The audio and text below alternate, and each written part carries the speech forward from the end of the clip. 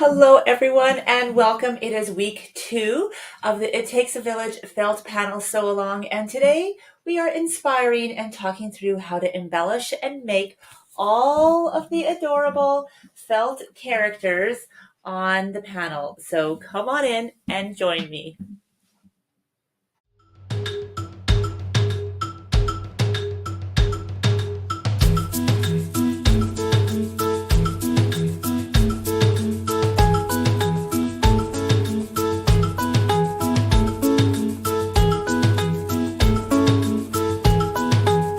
Hello, everyone, and welcome. My name is Jennifer Long from Sew a Story. I'm an early childhood educator turned Riley Blake fabric designer, and we are working on week 2 of the It Takes a Village felt panel sew along. So this is one of my favorite weeks because it just really lets you be creative.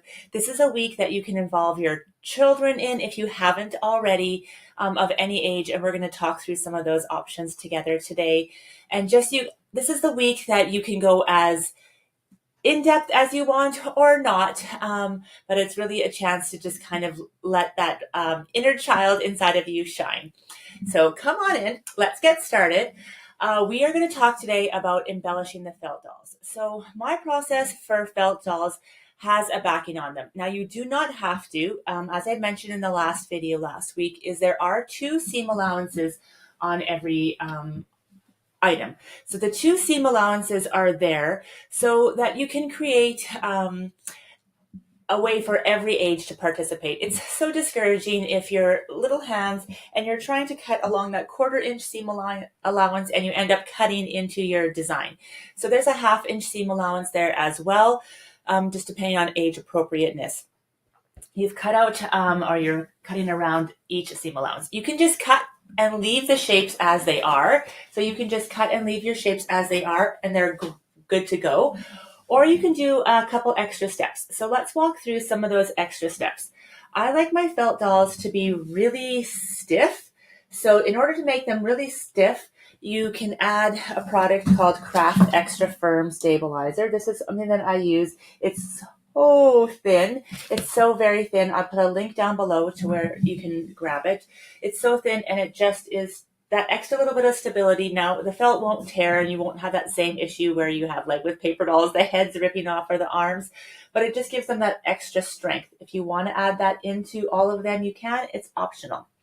I also add just a layer of white plain craft felt to the back, and that is to hide some of my stitches and embellishments, and also to have a spot for that stabilizer in the middle. So let's just talk through that for a second.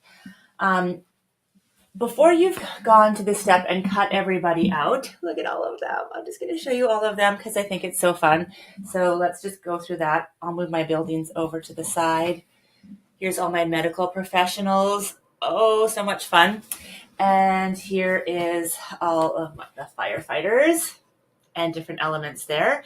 So before you go ahead and do all of that, you might want to do a little bit of embellishing. So I'll just bring him over. For example, I did like a chain stitch along this fire dog's hat, just so you can kind of have a little bit of extra texture. I added little French knots to her hair, and like, look how fun that is. And it's just another way and reason for children to want to be tactile and play. But it's also a great learning tool for older siblings that maybe want to take part. It's to learn different stitches. So it's a great way to have kids all involved. If you are using embroidery floss, I'm so excited to share that I do have a 10 spool collection with Aurifil. It looks like this. The box is called It Takes a Village. You can get it from your favorite local quilt shop. And if you are a retailer, you can also just make sure that you grab that alongside. So it's just a wonderful accompaniment to the felt panel. You can see that they are curated and match exactly. And then they can just use these colors in this Aurifil blocks to embellish as they go. So have fun and be creative with your thread work that you do there. I love embroidery thread for 2 reasons. I love it for little children to play with because it is tactile and it is extremely safe because we don't have anything that can fall off and become a choking hazard. And number two, I like it for mid to older children, preteens, because it does teach great skill in a very visual way where they can get immediate feedback. When you're doing tiny little stitches, it's nice to be able to sort of see your work and get that immediate feedback right away, which young sewists, especially that are learning out, like to do. But if you're like me, then you just love doing any kind of tactile sewing as it is.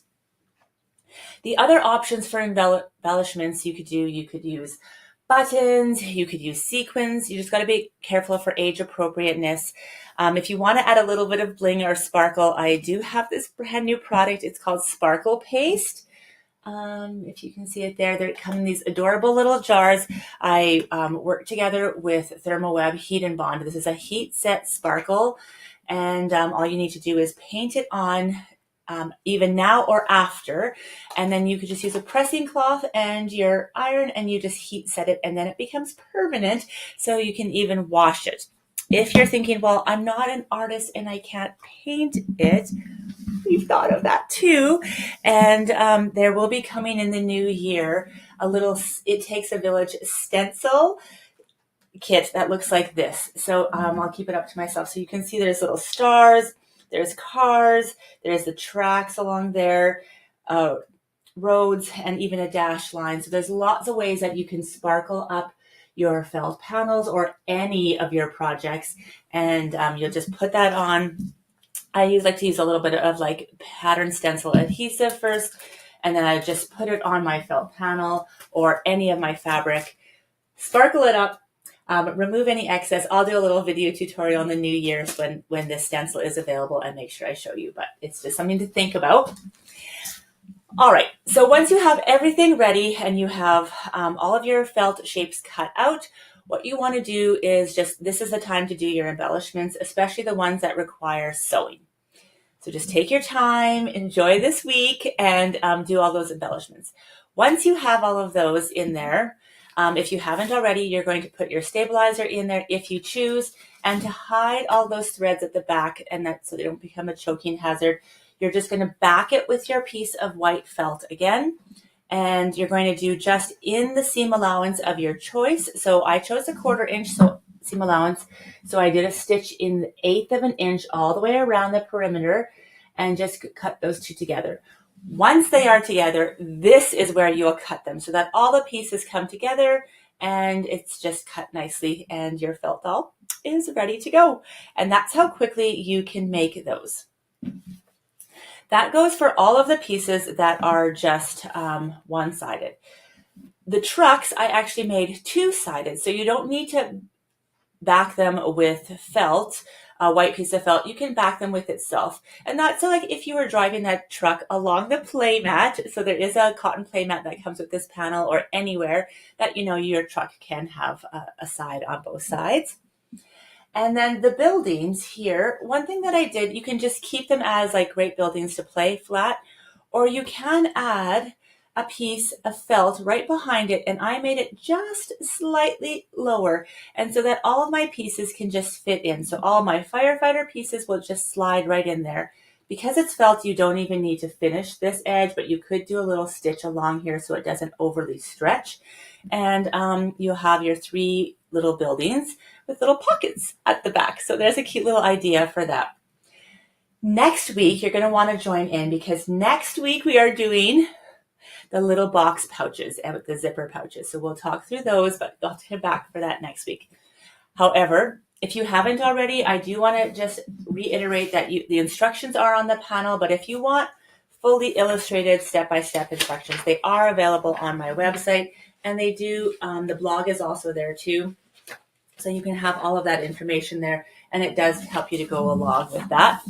And share. So if you're in the Facebook group, please share along. If you're in our Sew a Story Pattern Club, please share in the communities there. And if you're on social media, please tag me so I can reshare as well. And I appreciate having this opportunity to work through felt panels with you. It is something that is so near and dear and close to my heart. And I'm just so grateful for this opportunity to share it with you. So Can't wait to see what you've created. I hope this was a little bit of inspiration and just a little bit of a lift that you need to sort of work through some of these fun felt dolls with the ones in your family that you just sort of want to have some bonding experience with, either now or after when they're ready. And I can't wait to see what you create. Thank you so much for being here, and I'll see you again next week. Bye for now.